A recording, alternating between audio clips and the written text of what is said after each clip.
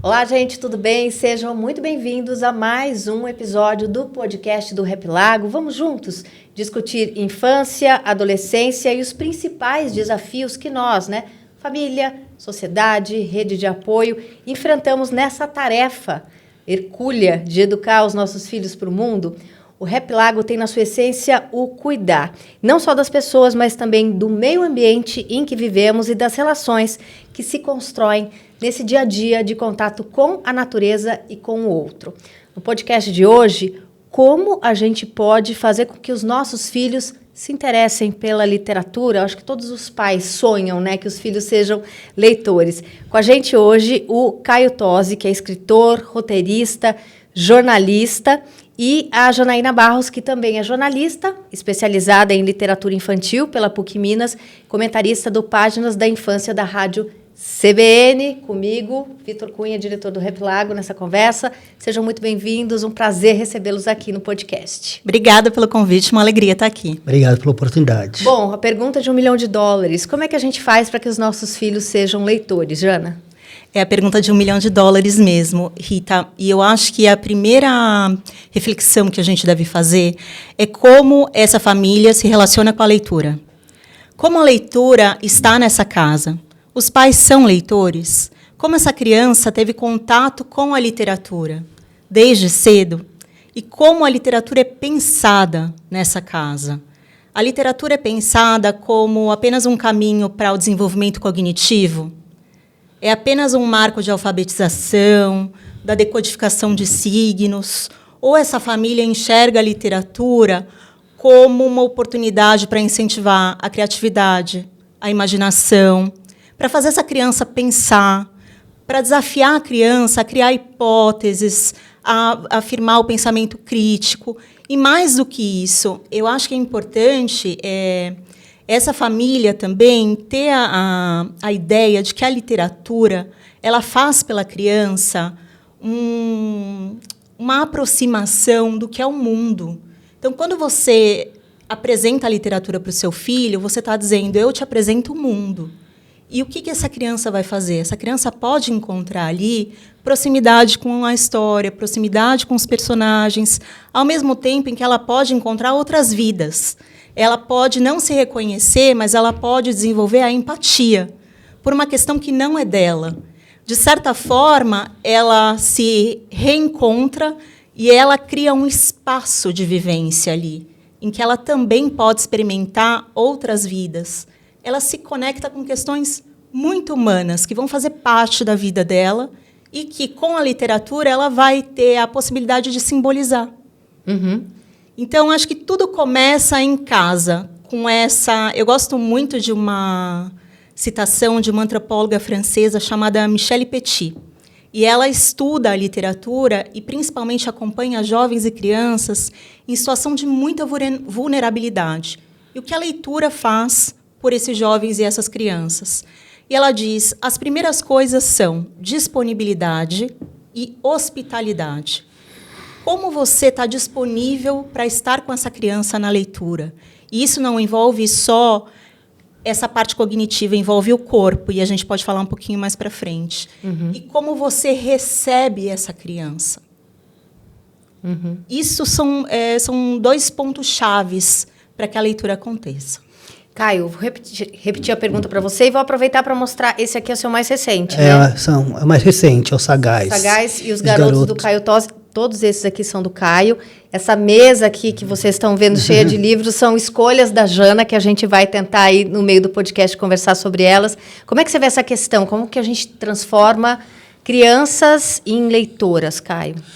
Eu penso, eu traria uma reflexão, eu contraporia com outra reflexão. Principalmente se você vê um pouco a faixa do qual que eu trabalho, que já são as crianças que já estão crescendo um pouquinho, lá para os 8, 9, 10 anos. Final da primeira infância. Exatamente. Refletir assim, será que elas não são de fato leitoras? E a gente que está querendo que elas leiam outras coisas, e assim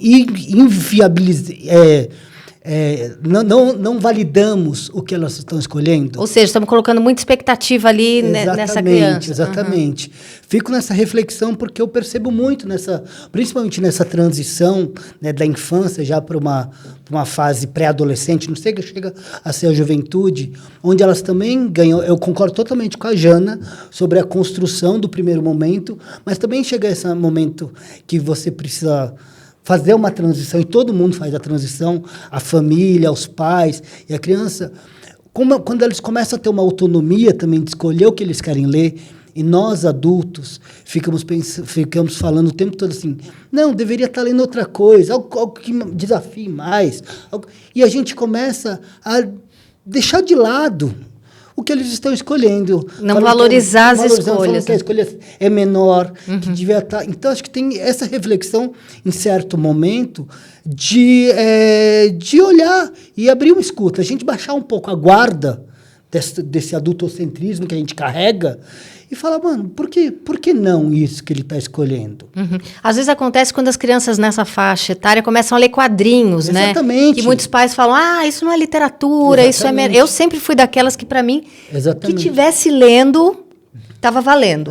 Eu queria, né, porque a gente sabe que está criando repertório, está abrindo, né, outros espaços para outros pensamentos. Mas você acha que isso pode acontecer, então, por exemplo, nessa fase, que eles começam a gostar de quadrinhos, por exemplo? Ou até esses livros mais ilustrados, o próprio Capitão Cueca, Homem-Cão, Diário de Banana, que são uma febre. Mas aí, quando você vai olhar, são crianças de 8, 9 anos. Eles não deviam estar lendo outra coisa. Né? E a gente também quebrar esses preconceitos do que é best-seller e tal, e entender o que está conectando. Nós, pais, nós que trabalhamos com o livro, quem está ao redor da criança, professores, educadores, a gente até pode gostar ou não gostar do livro. Assim como tem um livro adulto que eu também vou gostar e não gostar.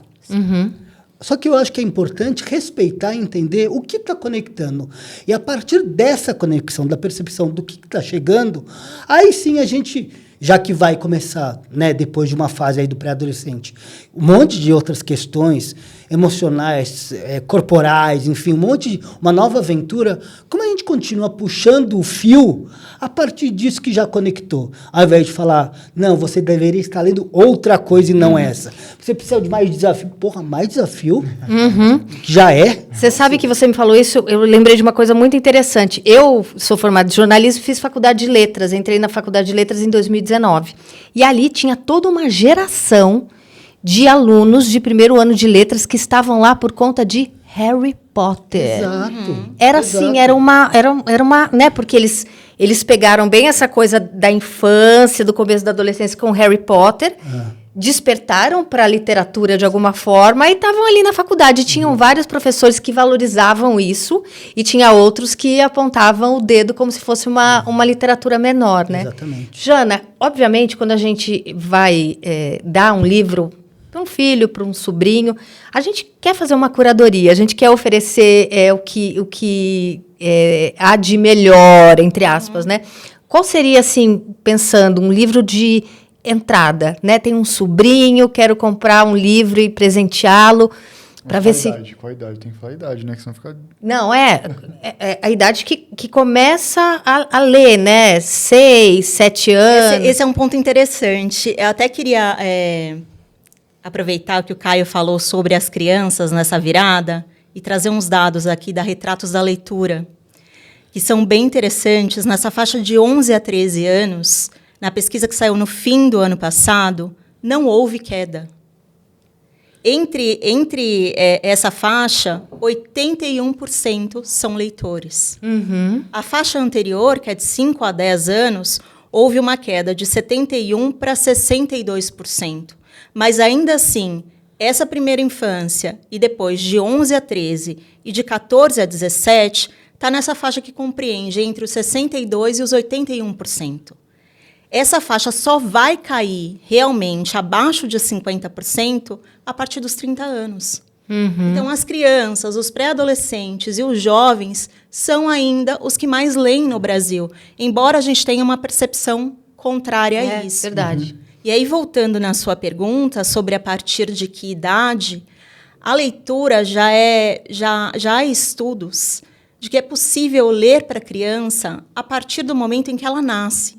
E há especialistas que falam que até antes, na gravidez, já é possível você criar esse ambiente leitor. Que aí tem a mediação do adulto, obviamente. Nessa primeiríssima infância, Rita, o que é mais importante, na realidade, é a proximidade física, é o contato, é a voz. É a voz da mãe, do pai, do cuidador, de quem está com essa criança. Recentemente, acho que faz uns 15 ou 20 dias, uma das grandes especialistas em literatura para bebês esteve no Brasil lançando um livro, a Maria Emília Lopes, e ela conta nesse livro um acompanhamento que ela fez de muito perto com pais, mães, cuidadores, bibliotecários, nessa primeiríssima infância. E ela diz da relação corporal que você precisa ter com essa criança, ainda bebê, para que a leitura aconteça. Para essas crianças, a leitura é uma brincadeira, é um jogo. Então, por isso, é muito comum que as crianças peguem o livro, coloquem na boca, façam ele de carrinho, mordam o livro, e isso faz parte. Tirar o livro desse lugar sacro é importante para que essa leitura na primeiríssima infância aconteça. E o corpo, quando ela fala da disponibilidade, é esse adulto pegar a criança nos braços, dividir o olhar com a criança para a página do livro, esperar o tempo da criança, que às vezes não vai ser o nosso. A criança vai querer ficar parada, a criança vai querer voltar, a criança vai querer parar e, de repente, brincar com o livro. Aí eu trouxe aqui um exemplo, que eu acho que é um livro marco aqui da primeiríssima infância no Brasil. Ele chama Ops, é da Marilda Castanha. Saiu agora pela editora Jujuba, essa edição. E esse livro, ele tem apenas uma palavra, que é o Ops. Mas o que acontece? A autora usa o espaço do livro e ela vai colocando essa palavra de acordo com a brincadeira da criança. Quando é um esconde-esconde, por exemplo, o Ops não está todo preenchido. Esse Ops vai acompanhar uma brincadeira de empinar blocos. E esse Ops vai ter, vou mostrar aqui para quem estiver vendo, um movimento do equilíbrio dos blocos. E de pecinhas, né? E das pecinhas que ele está aqui montando. Como o Ops também pode acompanhar um cachorro que está correndo. E esse Ops vai fazer o movimento do cachorro. Então, aqui ela faz o movimento com as letras, acompanhando o desenvolvimento da infância. Nesse livro aqui está todo desabrochado a infância, a experiência, a brincadeira, essa exploração. Então, é isso que vale para a primeiríssima infância. É você estar disponível, emprestando o seu corpo e dividindo o tempo com essa criança, entendendo que ela vai brincar com o livro para poder se apropriar dele e depois entender a leitura como a gente entende. Transformar esse momento num momento entre pais e filhos, né? E a programação visual, ela auxilia, né, no entendimento do contexto ali, né? A ilustração é muito importante. É fundamental, porque a ilustração conta também história. Aliás, nos livros para as infâncias e para as juventudes, a ilustração, o projeto gráfico, a materialidade, que é o tamanho do livro, né? O formato do livro, tudo isso é importante. Até o silêncio, até uma página em branco é importante para você entrar e mergulhar nessas histórias junto com as crianças. Então, assim, nessa primeiríssima infância, livros que as aproximem da rotina que elas vão ter, porque a criança se reconhece também. Já vai fazendo parte do repertório que ela está criando. A hora do banho, a hora da comida, a hora de estar com o pai e com a mãe, a hora de brincar. Por exemplo, esse é um outro livro marco na primeiríssima infância, que é O Pequeno Azul e O Pequeno Amarelo. Quem é o Livros autor? da Matriz, é do Léo Lione, que é um grande autor de literatura para as infâncias. Aqui, a história é que ele estava no trem com os netos, e aí os netos estavam muito agitados. E aí, de repente, ele tinha uma revista. Ele começou a rasgar essa revista e, a partir disso, ele foi contando e criando uma história. Então, O Pequeno Azul e O Pequeno Amarelo falam de amizade, falam de amor, falam de diferenças, falam das marcas que, de repente, aqui a gente vê a capa, ela já dá pistas do que tem dentro do livro. As marcas que a gente deixa no outro, que o outro deixa na gente. Então, isso aqui é também um livro super apropriado para a primeiríssima infância. E ele é todo feito a partir de recortes. A ilustração aqui conta muitíssimo, assim como na maioria dos livros. Caio, você é escritor, mas eu queria que você contasse para a gente quais foram os livros da tua infância que te despertaram para a literatura. Puxa, eu acho que é isso. Eu sempre que eu recordo a minha infância, eu conto que eu sou filho único, nascido em São Paulo, morando no apartamento, então eu tinha que buscar na ficção minhas companhias, né? Então as histórias de quadrinhos sempre foram muito presentes. Maurício de Souza, o Ziraldo, enfim. Então, os livros foram sempre... estiveram ao meu redor. Acho que um dos primeiros livros que a Jana trouxe aqui, o Flicts, que é incrível. Mostra, né? Ali para a câmera, porque isso aqui é espetacular. Ziraldo, tão atual. Tão atual, aliás, cada vez mais atual, né? Mas o Ziraldo fez parte, o próprio Lobato fez muito Monteiro parte Lobato, da minha... sim. Monteiro Lobato, da minha infância. E os quadrinhos, é engraçado, os quadrinhos foram muito presentes, né? Eu queria só complementar me permita complementar uma questão que a Jana trouxe, que ela falou da primeira infância, dessa questão do livro como brincadeira. E eu acho que é importante que a gente não esqueça que o livro continua sendo brincadeira depois que cresce. A gente está falando dos quadrinhos, aí eu trazendo como exemplo, eu percebo muito, como eu trabalho mais para um público mais velho, uma coisa que eles reclamam muito é por que para de ter cor as ilustrações? Né? Porque como se a ilustração fosse para criança pequena e eles sentem falta. Exatamente, assim, o livro vai ganhando um caminho mais, digamos, utilitarista, né? E sisudo também. E sisudo. Então, assim, chega 9, 10 anos... Ele abre o livro, não tem mais cor. Daqui a pouco não vai ter mais ilustração. É um susto, né? Como se fosse algo menor, né? O próprio Ziraldo tem um menino quadradinho, né? Que ele fala, que ele vai mostrando como o livro vai mudando. Porque começa totalmente ilustrado e termina com as letrinhas miúdas, né? Então, assim, eu acho que é uma... Desculpa ter desviado um pouco. Não, mas todos os caminhos levam. Todos os caminhos levam. Eu falei dos quadrinhos e realmente era uma... Eu adorava desenhar, então era uma inspiração para mim. E eu trago o Ziraldo porque também tinha muita ilustração nos livros do Ziraldo. Um livro que foi marcante para mim, eu tinha uns 10 anos, foi A Professora Muito Maluquinha. Sim. Que foi o primeiro livro que eu li. Não foi o primeiro livro que eu li, porque eu já lia, mas foi o primeiro livro que eu não vou dar spoiler aqui, mas que eu li, cheguei ao final e aquele final me arrebatou de uma maneira que eu entendi assim... É isso que um livro faz com a gente, né? Mas as ilustrações lá, por exemplo, embora sejam preto e branco, mas tinha uma riqueza, né? E um traço característico do Ziraldo, que você olha na outra esquina, você sabe que é um Ziraldo. Mas eu vou conversando muito com os leitores e leitoras nas escolas, e eu adoro ir na escola porque é onde eu escuto, né? Eu ouço o que eles desejam. E é assim, ilustração, eles sentem muita falta, e colorida. Isso é um ponto. Porque, de repente, fica tudo preto e branco, né, Jana? Isso é importante. Também ele falou um pouquinho antes sobre a identificação, dessa passagem da infância para a adolescência, que o jovem, às vezes, se distancia do livro. O que o faz voltar? Algo que o interesse, algo que vá tocá-lo, algo que vá conversar com a vida dele. E um projeto gráfico também interessante, com ilustrações, que o façam ter interesse pela leitura. E aí a gente tem também esse grande desafio, que são as mídias sociais, que é essa hiperconectividade. Então, para um projeto interessar o jovem... Ele tem que ser bem feito, tem que ser bem cuidado, tem que oferecer esse estímulo para ele, além do estímulo de um bom texto, que converse com a vida dele, um estímulo visual.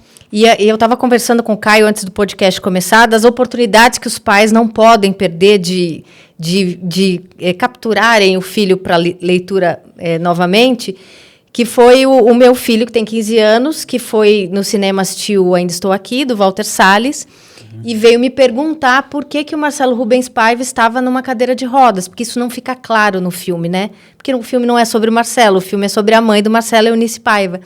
E eu lembrei do Feliz Ano Velho, o livro do Marcelo Rubens, que eu li na minha juventude, e falei para ele, filho, eu vou te contar o que aconteceu com o Marcelo Rubens, e presenteei o Feliz Ano Velho para ele, né? Eu lembrei disso que você falou, dessa oportunidade de conectá-lo. Ele estava muito curioso, ele tinha ficado muito mexido com o Ainda Estou Aqui. E eu tenho até uma foto que a gente foi viajar, ele abriu o livro, e aí aquela coisa de ficar offline, que é maravilhosa, né? Entrou no avião e continuou lendo o livro e só largou o livro quando o livro acabou, né? Então, é importante a gente também ouvir, né, o que o filho tá... O que está interessando. Uma outra coisa... Isso foi o Twitter que me deu uma dica, falando de literatura, sobre essa coisa de como fazer para os jovens lerem, e uma pessoa no Twitter falou assim para mim, Rita, dá a biografia do João Gordo do Ratos de Porão, que meu filho gosta muito de rock, de heavy metal e tal. Fui, comprei, e ele também devorou. Então, assim, a gente perceber as oportunidades, né, que existem para, de repente, não é o livro, não é Guerra e Paz, do Tolstói, né, que você queria muito que o seu filho lesse. Às vezes nem é para ser mesmo. Né? Eu acho que, assim, quando me perguntam sobre como faz para aproximar o jovem, assim, essa pergunta, né, que é um bicho de 7 cabeças. Eu não sei se é tão bicho de 7 cabeças, não. Eu acho assim, é isso que você está falando, escuta teu filho. Olha, pergunta, o que está rolando? Né? Porque, assim... e aí, é puxar o fio. O que você gosta? É de rock? É de futebol? Aí ele leu um aqui, do Ziraldo. Pega outro do Ziraldo, mais outro. E aí você vai criando repertório. Ou isso. A gente está falando do visual, né? Você falou, Jana. Hoje, as crianças e os jovens, por causa das tecnologias, eles têm muitas referências visuais, enfim. E ele não é, ai meu Deus, e agora? Não é agora, eles estão nesse mundo e é assim. Então, vai puxando. Às vezes é um filme, às vezes é uma série. Ai, mas ele só vê a série. Puxa da série. Então, aprende a abrir a escuta e puxar o fio. Não é sobre você, o que você acha que ele deve ler, né? Exatamente. Porque pensa assim. Eu sempre falo daquela frase que eu acho, assim, que os adultos falam assim, ai, tá lendo isso, pelo menos tá lendo. Imagina, se você escolhe um livro, você está lendo, e eu falo para o Vitor, ai, que bom, pelo menos ela está lendo, né? Você está em você? Desmerecendo totalmente a escolha, né? Imagina um garoto, uma menina de 11, 12 anos. Pô, mano, mas eu escolhi, eu gosto disso. Pelo menos, eu tô lendo. Olha que legal que eu escolhi. Então, assim, acho que a gente precisa fazer essa reflexão e se colocar também no lugar, né? A gente fala eu digo, nós adultos, todos ao redor das crianças e jovens, a gente tem esse exercício, esse desejo enorme de que eles leiam, e tem, mas primeiro, não adianta desejar, também tem que ler, né? Sim. Né? O que a Jana falou. Mas também tomar cuidado com o que a gente está falando ao redor, porque o que a gente está achando que está estimulando... Está desmerecendo e fazendo o efeito contrário. Exatamente. Né? Eu vou perguntar para você também, o que eu perguntei para o Caio, e para a Jana, quais foram as leituras da tua infância e que te despertaram? Você sabe que na minha infância eu tenho muita lembrança de quadrinho, eu tenho muita lembrança de Turma da Mônica, Nossa, Maurício de Souza, muita lembrança. E na época, a minha mãe fazia assinatura de um clube do livro. Então, chegavam em casa aqueles clássicos, obviamente adaptados. Que chegava numa caixa... Chegavam por fascículos. Sim. E aí você ia montando aquela caixa, muitos adaptados pela Disney, que obviamente é o que quase todo mundo começa a ler, e que depois pode e deve ser estimulado, que leiam os clássicos originais, porque isso também é repertório, e também é uma riqueza, e também é uma base incrível de comparação. Então, a bagagem leitora. A criança que leu aquele clássico que foi adaptado pela Disney vai ter a oportunidade de conhecer como ele é originalmente. E é muito diferente. Então, isso também traz um repertório, uma bagagem incrível para a criança. Então, a primeira lembrança muito, muito forte que eu tenho, e é bem curioso, é um Machado de Assis. Qual? Dom Casmurro. Que foi pela escola? Foi pela escola. E veja, e era isso que eu ia comentar,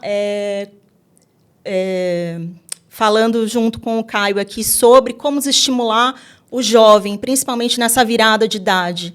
Muitos pais, mães, cuidadores desmerecem as escolhas, mas também muitos têm a expectativa da escola. Então, querem que eles leiam os clássicos. E aí isso entra numa obrigatoriedade que gera uma cobrança por desempenho, por resultado. Esse jovem, ele vai se afastando da leitura por medo daquele livro. Então, vai criando uma barreira entre o livro e o jovem. Mas para você ler Dom Casmurro foi... Para mim, ler Dom Casmurro foi fluido. Mas, ao mesmo tempo, teve um grande trabalho em cima de Dom Casmurro de procurar um desfecho que não é necessário.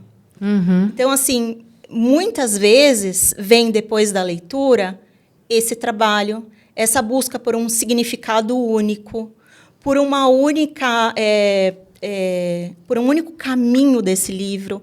E não, isso desestimula. Porque não tem certo e errado, né? Não tem certo ou errado. Ao invés de ter um significado, um resultado, apontar um caminho, esse jovem pode se reunir num grupo, pode se reunir com essa turma para simbolizar, para discutir opiniões, para Capitu traiu o Bentinho, traiu o Bentinho ou não traiu, né? Não tem uma resposta que dê conta dessa complexidade numa prova da escola, né? Não tem uma resposta que dê conta dessa complexidade. E também não tem uma resposta que dê conta de uma prova que te pede para tirar informações de um livro. Quando você vai ler um livro pensando num trabalho, pensando numa informação que você tem que tirar, numa interpretação única, isso te afasta da ficção. Isso te afasta daqueles caminhos propostos pelo autor. E eu estou lembrando agora que eu não lembro o nome do autor norte-americano, que caiu uma questão sobre um livro dele numa prova e o filho levou para o que caiu sobre o seu livro na prova e a resposta era essa. Não sei se foi Philip Roth, não lembro. É um autor norte-americano. Se eu vou pesquisar, depois a gente coloca aqui na descrição do episódio. E o autor vivo falou, não é nada disso, né? Não é nada disso. Então, a escola, na hora de... E a escola que tem essa importância gigante de apresentar os clássicos mesmo, né? Tem que tomar esse cuidado, né? Tem que tomar esse cuidado. Os pais precisam tomar esse cuidado também de não levar para a cobrança, de não tratar essa literatura como sendo utilitária. Ela não é. Na verdade, ela não precisa ensinar nada, ter um ensinamento padrão, um ensinamento esquematizado. A criança e o jovem, eles vão aprender muitas coisas com essa literatura que não é da base do pedagógico. Eles vão aprender, como, por exemplo, o Caio estava falando, do Ziraldo. Como é o traço do Ziraldo? Como é a ilustração do Ziraldo? Como é o texto? Quais autores que eu quero conhecer a partir do Ziraldo? Quem escreve conto, quem escreve crônica, quem escreve poesia, quem escreve ensaio? Quais são os meus quadrinistas preferidos? Tudo isso é um aprendizado que é um repertório literário, mas não é um aprendizado que é esquematizado. Esse jovem que é cobrado, ele fica com medo do livro, ele não se aproxima do livro e ele fica desestimulado a ler. Você, o que você lembra de ler quando era pequeno? Nossa, mas o que a Janaína trouxe me tocou, porque eu já explico por quê, mas o que me chamou a atenção de livro, que eu me lembro da infância, foi Marcelo Marmelo Martelo. Roubou meu livro! Eu ia falar depois disso. Tanto que eu comprei pro meu filho, eu falei, isso aqui... Você não tem ideia de como esse livro... A expectativa caiu. Red flag! Eu só coloquei ali, porque assim, a gente tem bastante livro, mas eu coloquei ali e falei, esse aqui é muito legal, né? Nossa, esse livro eu lembro de ter na casa dos meus avós, e toda vez que eu ia lá aos fins de semana, eu pegava esse livro e relia esse livro. Não, e é isso, né? Eu acho que eu me lembro de ler muitas e muitas vezes, mas foi bem marcado também por quadrinhos e os almanaques, né? Aquelas coisas... Sim, o almanaque você de férias da interagia. Turma da Mônica. Que você acabava, além das histórias, você interagia com ele, né? Então era bem legal, mas eu tive... Talvez a escola tenha tido esse efeito em mim, porque eu me lembro que na época de pré-vestibular e tal, era muito imposto diversos livros. Uma lista, né? Uma lista, e assim, com prazos absurdos que, para mim, eram absurdos, e eu me desinteressei. Então, eu tenho um hiato, assim, de leitura, que eu tenho dificuldade até hoje de ler por causa disso.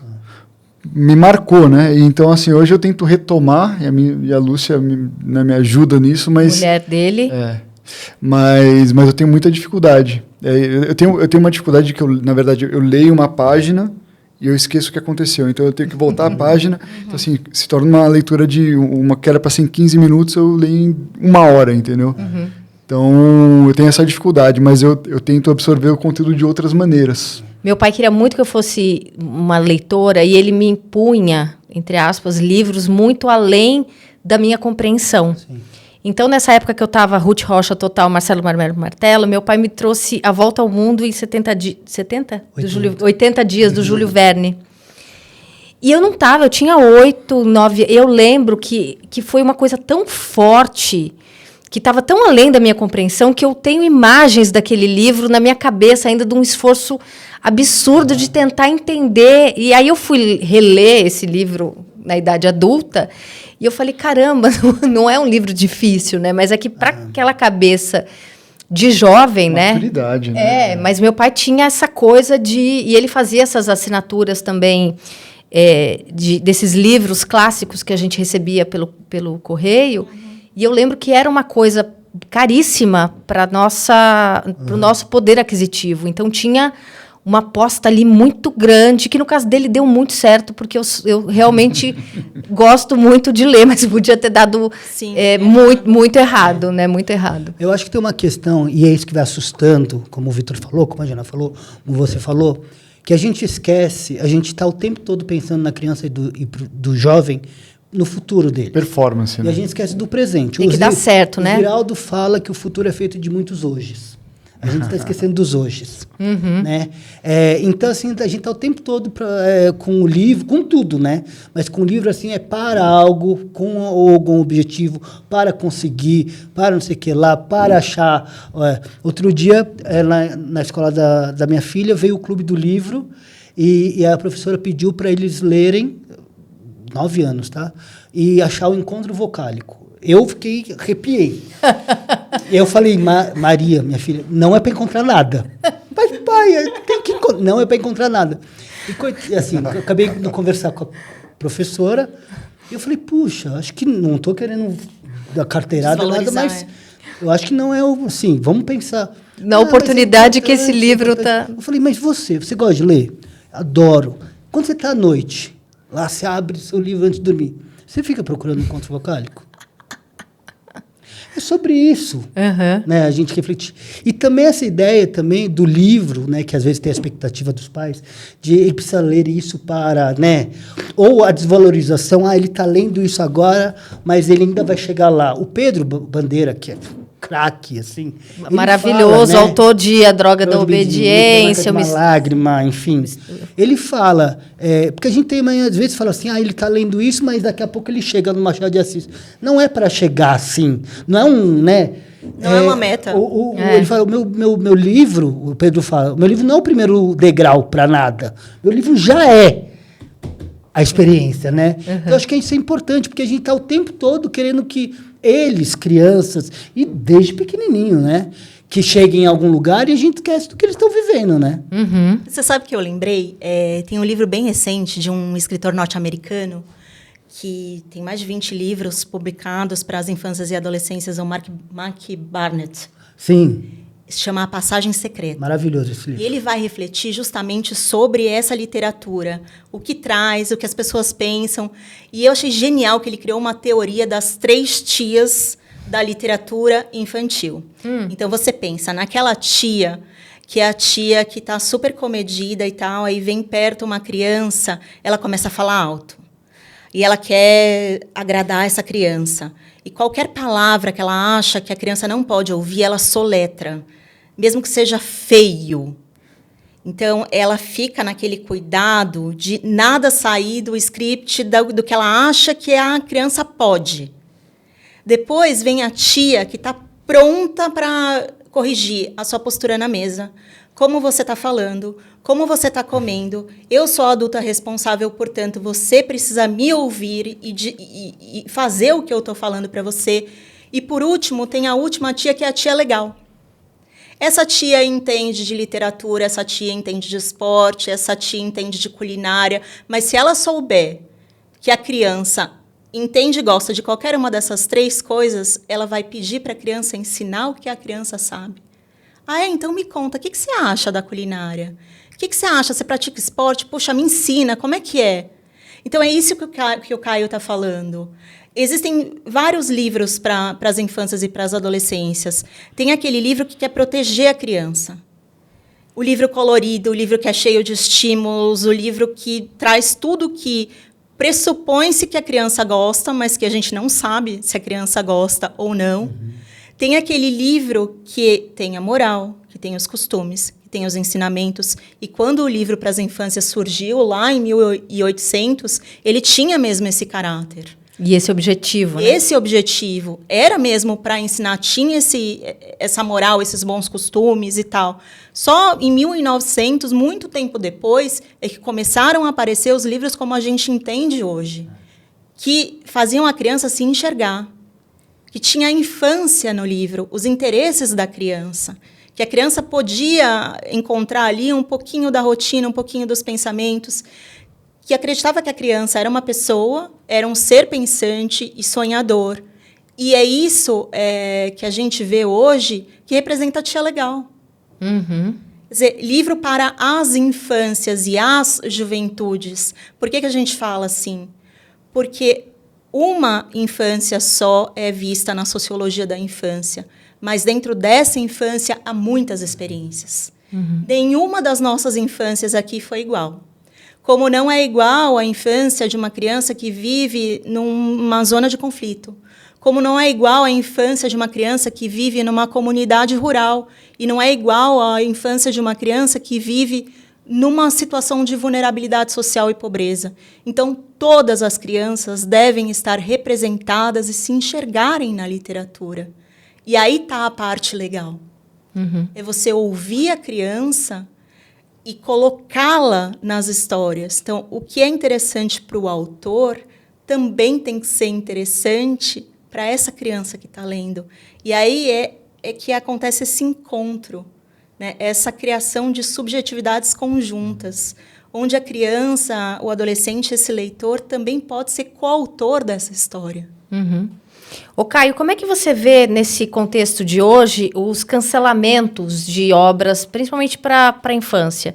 O Pedro Bandeira mesmo, né, que você trouxe aqui, numa entrevista que eu fiz com ele, contou que ele já teve um livro, que agora me foge o nome, cancelado porque falava de uma menina que menstruava.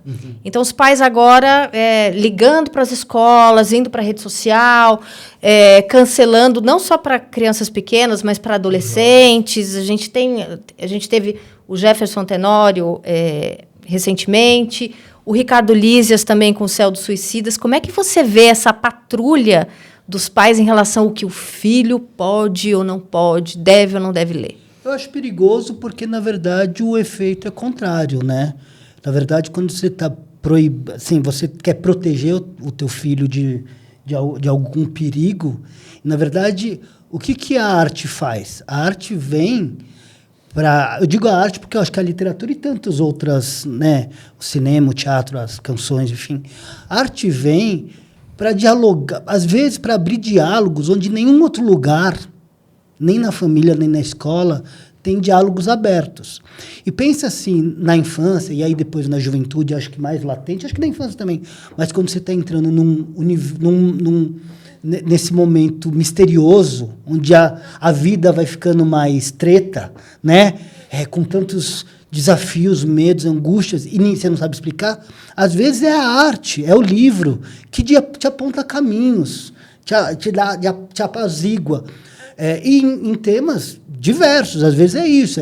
O Pedro, você pega esse exemplo do Pedro num livro que fala sobre menstruação, às vezes a menina está lá sem saber como lidar com aquilo, e às vezes é a história que dá conta desse diálogo, desse acalmar o coração dela, assim como, enfim, os outros temas, que é inegável que que os jovens vão passar, seja o bullying, seja a descoberta sexual, seja todos, assim, é muito, eu acho que é isso, a gente ainda fica numa ideia numa postura super adultocêntrica, que eu gosto de falar, que a gente vai querendo ditar as regras, esquecendo de qual que é a experiência de fato que está se vivendo.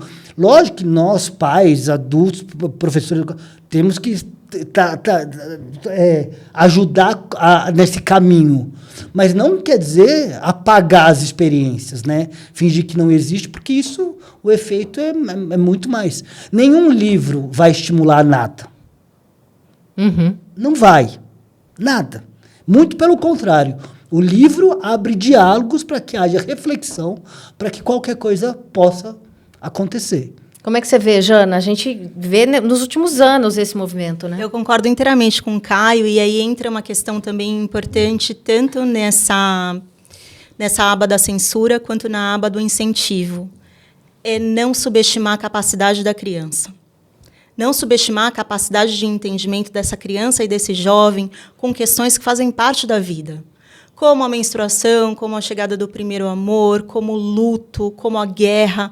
Todos esses temas que a literatura tem ali na aba de temas sensíveis podem ser conversados com as crianças a partir de um livro, mas de um jeito que essa criança possa entender, respeitando os limites dessa criança. Então, você vai sentir que essa criança quer te perguntar algo, e aí você precisa estar aberto para essa pergunta.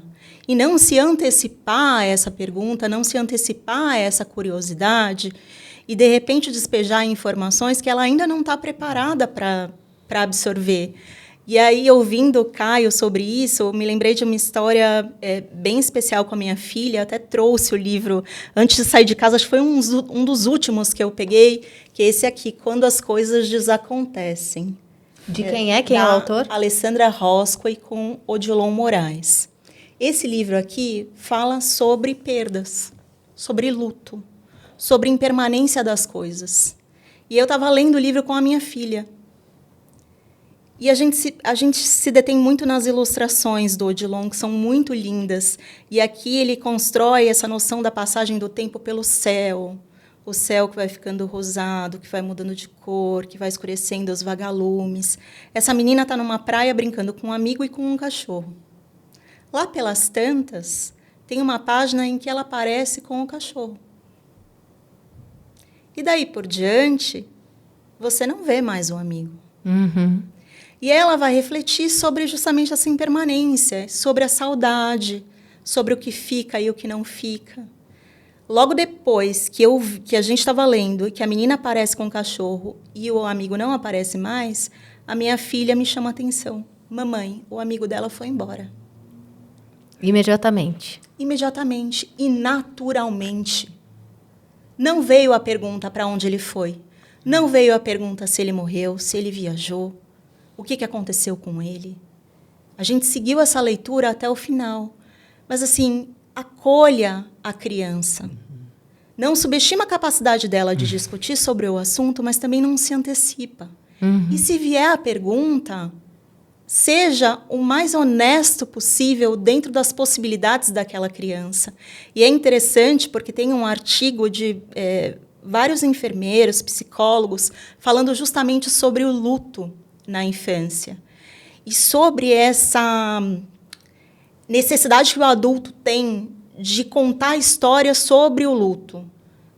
A pessoa virou uma estrelinha, a pessoa foi viajar. Isso vai impactar na capacidade da criança de simbolizar. Então, ela cresce sem essa referência. Ela cresce não sabendo como lidar com a ausência, com o luto, com a saudade. Então,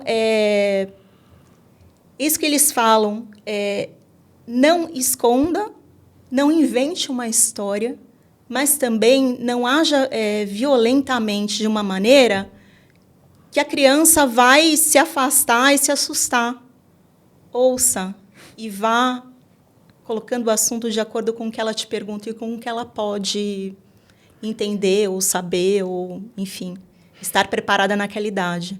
Eugênia, você falando isso me lembra, assim, eu li As Crianças Dinamarquesas, né, que é um livro sobre educação na Dinamarca, como é que é feito, porque eles são os campeões do índice de felicidade há, sei lá, 16 anos, se eu não me engano. E aí, uma das coisas que eles falam lá é que, assim, não existe muita a censura em relação a perdas, né? Então, existem livros infantis que perdeu a mãe e perdeu mesmo. Então, eles aprendem desde cedo, né, a lidar com esse tipo de situação, né? Eu acho que eles são, né, não são latinos como a gente, tem um pouco menos de emoção envolvida, mas elas já são estimuladas desde pequenas a lidarem com as situações adversas, né? Porque a vida não vai ser um conto de fadas. E acho que o que o autor tenta trazer, acho que é isso, sabe? Que esses impactos na infância e na adolescência são extremamente importantes para criar pessoas felizes e entenderem os contextos, né, e as adversidades que acontecem. Então, achei muito interessante você falar, né, a forma como colocar, né, porque a gente já está, né, trazendo um pouco mais para a realidade Brasil, América Latina, de lidar com a emoção de uma forma um pouco mais, né, contornando, né, mas é a mesma apropriação que que eles fazem por lá, né. Achei bem interessante esse paralelo. Ô, Caio, e como é que como é que é escrever para adolescente? É diferente de escrever para criança menor? Então, na verdade, eu sempre escrevi para esse público a partir de 8, 9 anos. Então, desde que eu comecei a publicar meus livros, era para essa faixa etária. Por quê? Olha, eu descobri no meio do caminho. Eu sempre achei que eu ia escrever livros para infância e juventude, porque tinha todas essas referências, e eu também consumia quando era criança e jovem, fui crescendo e não deixei de consumir, né, de ler, de buscar tal.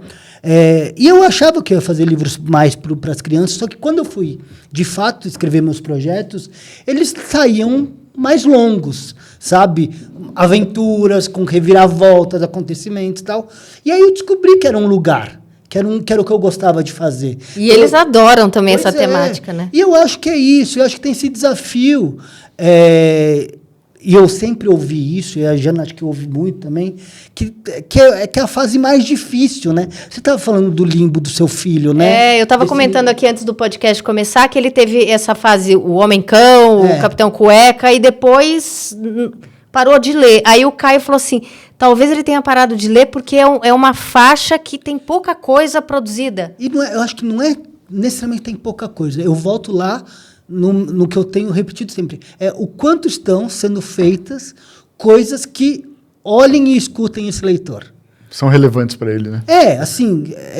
Abrir o olhar, abrir escuta, o que eles gostam, o que eles não gostam, o que está funcionando, o que rola, o que chama mais atenção, como que a gente vai editar esse livro com mais ilustração, com menos ilustração. Você pega, desculpa aqui, o próprio Sagaz aqui é um livro que a gente fez, e muito ouvindo eles, a gente traz o texto, né? E entre os capítulos a gente tem as histórias tem as partes ai, meu Deus, cadê? Em quadrinhos. Então, assim, entender o que eles buscam, o que está conectando, né? Então, esse é meu exercício o tempo todo também. Mas eu acho super divertido, eu acho legal pra caramba. Eu gosto muito de... Eu acho que é isso. Eu acho que além do formato, né, do texto longo, eu gosto muito de falar sobre essa fase onde eles estão indo para o mundo, estão saindo só do âmbito familiar, né, e indo, descobrindo as relações, se descobrindo. Eu acho isso mágico. Eu acho que, de fato, os livros podem, de fato, serem boas companhias nessa jornada um tanto, às vezes, assustadora. Sua sabe? filha está nessa fase ou não? Começando agora. Ela vai fazer 10 agora. Mas eu comecei a fazer pesquisa com ela. Como é que foi? Você falou, filha, me conta. Me conta como que é, o que funciona, o que estão falando na sua escola, seus amigos. O que ela te trouxe? Puxa, ela é que, na verdade, a filha também não fica, assim, tem uma... O fruto não cai muito longe da resistência, né? O que meu pai quer? Já pai, começa aquela coisa de revirar o olho. O que meu pai exatamente. Né? Mas, por exemplo, a Maria estava numa fase onde ela ficou bem... lógico, ela está numa casa com muitos livros, ela tem um repertório leitor muito específico, então os livros mais infantis perderam um pouco de interesse para ela. E ela ficou numa fase que, né, que não tinha muito. Eu trouxe os diários. Né? Ela começou lendo o Diário de uma Garota Como Você, né? E depois leu todos, 12 exemplares. Caramba! E aí leu todos o Diário de Banana, 19 exemplares. E aí ela virou para mim e falou assim, e aí? Que mais? Não, ela falou, e você? Não vai fazer o seu diário? Olha, eu não tenho nenhum, então, sabe, tem uma coisa que você vai ouvindo, né? Recebeu uma encomenda. Recebeu uma encomenda, direta. Não, total, assim, agora tá ok, minha filha, né? Então é isso, é entender. Mas eu fui fazer, tá? Não trouxe aqui. Tem um outro livro que vai virar coleção, que é a Lola Loretta, que vai ter o 2 e o 3, né? Que eu já escrevi, mas quando eu estava escrevendo, que é exatamente para essa faixa dos 9, 10 anos, eu sentei e falei, Maria, me conta. Eu fui falando da história e eu perguntando, você acha que funciona? Você acha que não funciona? Você acha que é legal? E ela foi me respondendo, né? Então é legal, porque aí começa a ter essa troca, né? Dentro de casa. Né? Mas ela ainda, assim, ela é engraçado, porque ao mesmo tempo ainda tem uma resistência de ler os livros do pai. Do pai, né, gente? Santo de casa não faz milagre, né? Mas ela está indo muito bem nos diários. E é isso, é sobre isso, é o que está funcionando.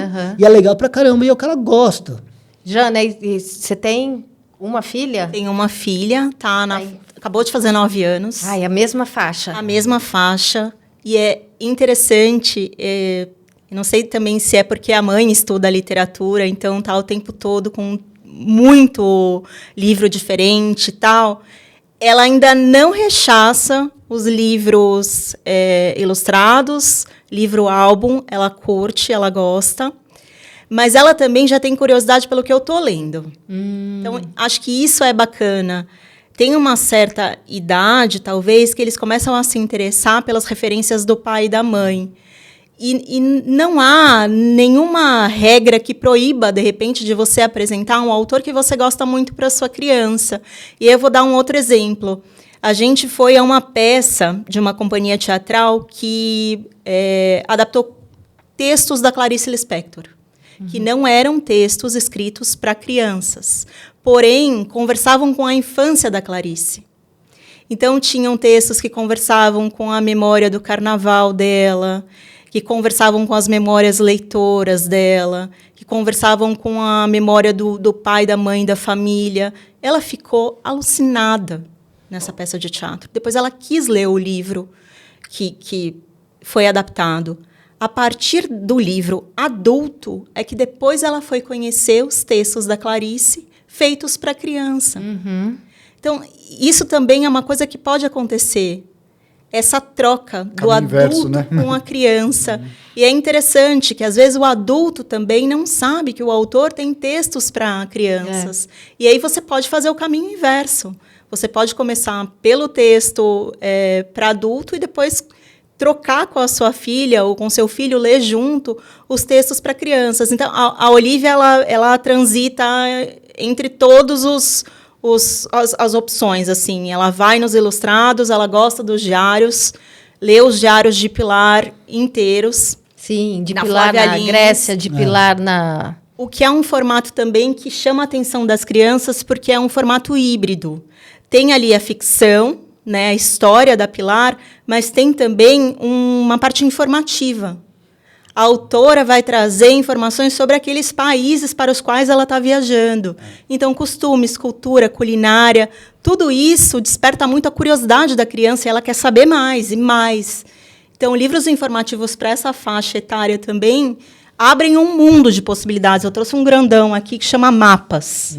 Esse livro aqui era o objeto de consumo, de desejo da Olivia. E é lindão. É lindo. É um livro informativo. Ele traz informações sobre vários países, continentes. E aqui ele abre, olha, uma possibilidade de conversas. Sim, de pesquisa também, tem cultura, né? tem comida, tem esportes, tem as cidades, tem os costumes. Já aconteceu da gente estar em casa com o livro aberto no chão e ela pesquisando. E qual é a capital desse? Qual é a capital daquele? O que se come ali? O que se come aqui? Então, assim, não é um livro didático, não é uma enciclopédia. Mas está ensinando, né? Mas está dando informações que conversam com a realidade. E que estimulam a criança a querer saber mais. Então, assim, não tem uma caixinha que você pode colocar, olha, de 5 a 10, de 11 a 13 e dali por diante. Eu acho que a oferta tem que ser diversa e bibliodiversidade conta. Isso quer dizer autores diferentes, nacionalidades diferentes, autores brancos, autores negros, autores indígenas, diferentes tipos de editoras, diferentes tipos de propostas, de ilustração. E aí você vai criando o repertório e, a partir desse repertório apresentado, a criança vai te indicando o caminho que ela mais gosta.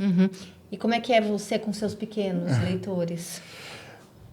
Não, a hora de dormir é leitura, né? Instituída pela minha esposa. E é o momento de ficar ali... Não, é um momento de relaxamento, de ficar junto, de compartilhar, né, a cama. Acho que é uma intimidade bem gostosa, assim. Mas transpondo para o acampamento, a gente vê muitas crianças que, em horários de escolha, que tem, sei lá, tem a banana boat, e ela prefere ficar no pergolado lendo livro. Então, assim...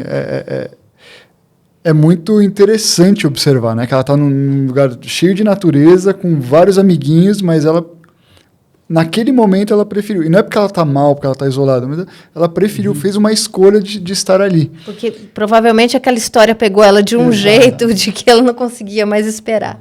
Então, em casa é muito bem estimulado, assim. Óbvio que eu tô vendo alguns livros aqui que eu já tô até interessado, assim. Quando a gente terminar, ele vai fazer as anotações. Fazer a lista de compras aqui. Bom, a gente já está caminhando para o final. Queria te pedir dicas para o Caio e para a Jana, né? Quem está assistindo a gente no podcast, que ficou ali intrigado, que ficou interessado. Quais são as dicas que você pode dar para essas famílias que, né, querem que os filhos tenham uma experiência prazerosa com a leitura? Eu acho que não tem uma fórmula matemática, como a gente conversou aqui até agora, mas tem muitos caminhos possíveis. Então, essa família estar estimulada em uma relação de intimidade com os livros dentro de casa, que essa intimidade seja compartilhada entre todos, que eles visitem e que seja um programa cultural e prazeroso ir a espaços de circulação de livros. Então, frequentar bibliotecas, frequentar livrarias de rua especializadas em literatura para as infâncias e juventudes. Há muitas. E é um caminho de expansão que a gente tem observado. Feiras do livro, festas do livro, clubes de leitura, juntar amigos da sala de aula, do prédio, pessoas que têm ali um interesse comum pela leitura, formar um clube de leitura, dividir essa paixão, trocar ideias. Estar entre os livros é o principal caminho para estimular essas crianças e esses jovens a gostar de ler e a se interessar por ler. Além de ouvir e prestar atenção no que eles querem e no que eles gostam, e também no que eles não gostam e no que eles não se sentem bem. Quanto mais a gente quer forçar, mais o caminho se mostra inverso. Isso mais vale para eles se afastam. Isso vale para tudo, né? Para a literatura, inclusive, Rita. E você, Caio? Não, eu assino embaixo tudo que a Jana falou. Eu só quero sempre lembrar para quem está nos assistindo e tal, que a gente falou muito desse... E a gente tem muito isso com as crianças, com os jovens, desse lance utilitarista dos livros e da arte. Gente, a arte existe para fazer a vida legal. É para a gente... É para somar essa vida que às vezes tem suas questões, seus desafios, a gente vai crescer. Desde a infância tem os desafios, né? Mas ele vai crescendo, vai abrindo. E a arte está aqui para nos ajudar, ser uma boa companhia. Então acho que ter isso em mente, circular em meio à arte, aos livros, e lembrar sempre, a arte é uma boa companhia e só faz a vida mais legal. Então imagina uma criança, ou esse adolescente, esse pré-adolescente que está tentando entender o que está acontecendo com ele, com o corpo, com o amigo, com o sentimento novo. Isso vai ganhando mais. Né? Cara, a arte só está aí para colaborar. Então, assim, abrir esse... Também baixar... A gente falou muito da baixar a guarda na escuta. Também baixar a guarda e entender que a arte é só para somar coisa legal. Fruição, né? Eu lembrei de uma frase bem bonita da Michelle Petit, essa antropóloga que eu citei no começo. Ela diz, eu lhe apresento o mundo e eu te ofereço fiapos de ficções, canções e histórias para que você aprenda sobre o humano, para que você aprenda sobre as separações, para que você aprenda a viver sem mim. Então, para que você aprenda que as coisas vão acontecer na sua vida e que ali você vai ter um companheiro, você vai se sentir amparada e você também vai poder descansar dos seus dias ruins, das suas tristezas, das suas agruras, né? Num livro. A gente viaja, né? Eu gosto de viver outras vidas, conhecer outras pessoas através da literatura, né? Bom, queria agradecer, então, o Caio Tosi, escritor, roteirista, jornalista, e Janaína Barros, jornalista, produtora da rádio CBN, do estúdio CBN, colunista do Páginas da Infância e pós-graduada em literatura infantil pela PUC Minas. Obrigada pela companhia, por esse bate-papo maravilhoso. Obrigada, Vitor. E agradecemos você que assistiu a mais esse podcast. Te convido para ativar o sininho para você saber dos próximos conteúdos que a gente está produzindo, especialmente para você. Obrigada pela companhia. Até a próxima.